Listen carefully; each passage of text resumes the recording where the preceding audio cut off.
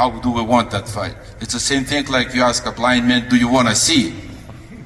Yes, we want this fight. It's a big fight, and we ready for it. He is ready. I'm sorry, not I, me, him. I'm never content. I'm always striving for more and more. That's why I chase the biggest names. There was only 2 names I ever asked for this stadium fight, return fight. I could have fought anybody. Any person I could have picked. I walked for one of the best names. Lomachenko, Devin Haney. Unfortunately, Lomachenko's not available. Beautiful. Devin Haney, step up. Now we'll take your belt.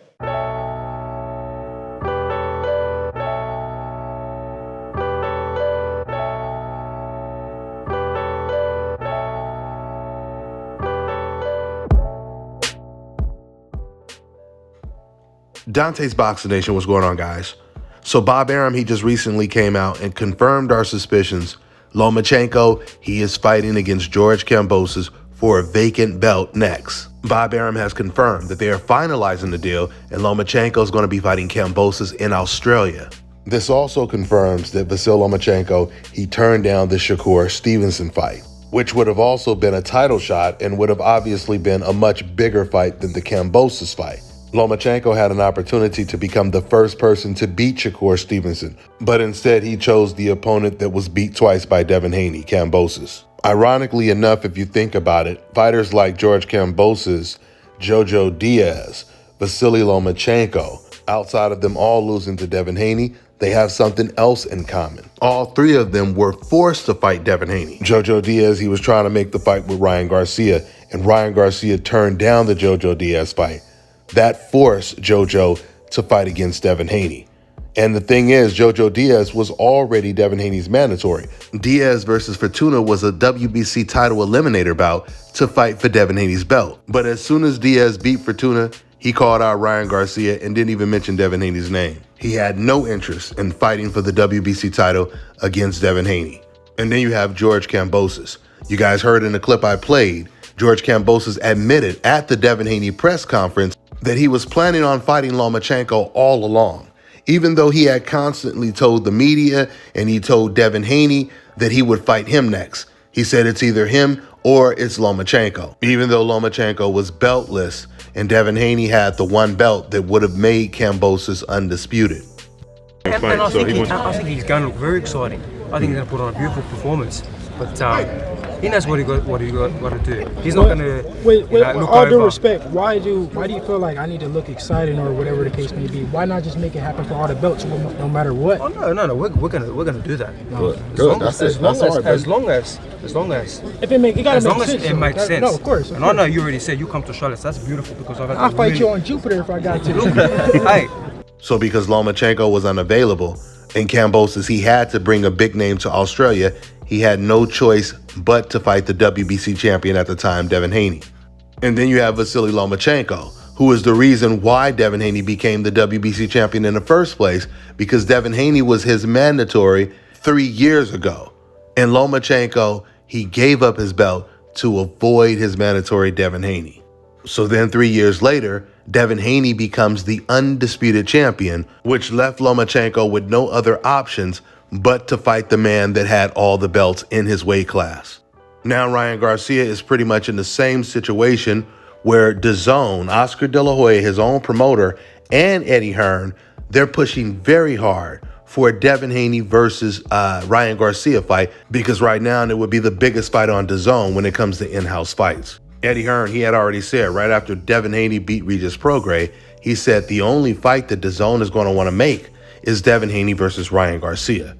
And Oscar De La Hoya said that's the only fight he wants to make is Devin Haney versus Ryan Garcia. But Ryan, he had other plans, obviously. So he said that he was going to fight Rolly Romero next. Now Rolly Romero is saying that he's not interested in a Ryan Garcia fight. And if he's really serious about that, that leaves Ryan Garcia with no other option but to fight Devin Haney. Now, going back to Lomachenko, I wanted to get back to the point of this news also confirming that Lomachenko turned down the Shakur Stevenson fight, which would have been a much bigger fight. It would have been a much bigger win to become the first person to beat Shakur Stevenson. And it would have also been for a title shot. Right after Lomachenko lost to Devin Haney, Shakur Stevenson was calling him out. Lomachenko actually responded to Shakur Stevenson calling him out. And Lomachenko, he responded to Shakur by saying something like, "Sorry, champ, but I have unfinished business with Devin Haney," implying that he was going to be fighting against Devin Haney in a rematch, so he couldn't take a Shakur Stevenson fight. Then once the Devin Haney versus Regis Prograis fight was announced, Shakur called out Lomachenko again. Basically, he was telling Loma that now Devin Haney is no longer available, let's make the fight happen. This time, Lomachenko, he didn't respond to Shakur Stevenson at all. Despite the fact that Lomachenko and some fans said that Loma actually won the Devin Haney fight, clearly Loma turning down the Shakur Stevenson fight implies that the Devin Haney fight took away a lot of his confidence, and now he's fighting Kambosos to try to rebuild it. Lomachenko would actually admit that it took him years to get over the Teofimo Lopez loss, despite the fact that just like the Devin Haney fight, he told everyone that he won the Teofimo Lopez fight. He also started making an excuse for why he lost that fight, saying that he had some right arm injury, but yet he was using his right arm the whole fight, which defeats the whole purpose of using the excuse. So if it took Lomachenko years to get over the Lopez loss, when he lost to Devin Haney, he went to the dressing room and he cried. So you can imagine how long it's going to take for him to get over the Devin Haney loss. Loma doesn't care how many people say he won the Devin Haney fight. Loma only cares about who the judges thought won the fight, because they're the only ones that could put another L on Lomachenko's record, which makes 3 L's now.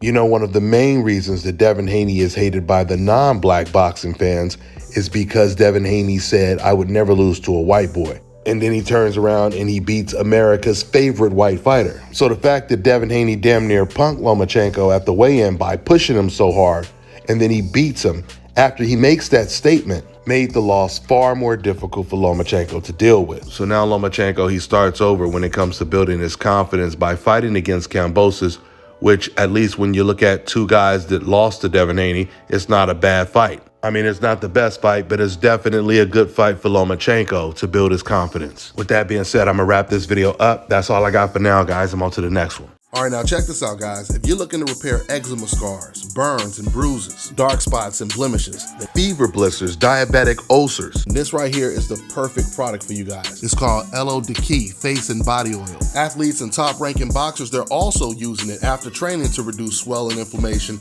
and to ease the pain. So get yours today. Go to elodiki.com. like them on Facebook, and follow them on Instagram.